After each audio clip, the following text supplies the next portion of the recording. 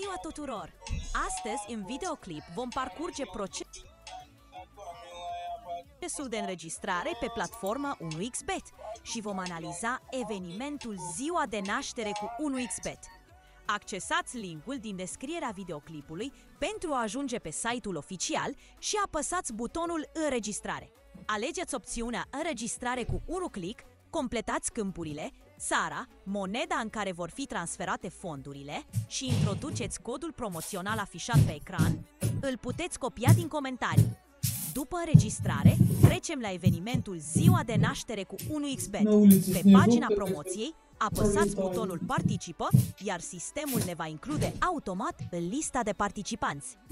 Regulile de participare la evenimentul Ziua de Naștere cu 1xBet. Promoția este activă în lunica în care îți serbezi ziua de naștere. Pentru a participa, trebuie să fiți utilizator înregistrat pe 1xBet cu cont verificat. Bonusul de naștere se acordă automat. 1000 RON pentru utilizatorii cu cel puțin 10 pariuri plasate în ultima lună. Cadoul suplimentar include 50 de rotiri gratuite la sloturile selectate. Pentru jucătorii VIP se acordă un bonus special de până la 5000 RON. Toate bonusurile necesită rulaj de 5 ori înainte de retragere. Oferta este valabilă 7 zile de la data nașterii pentru a primi cadoul.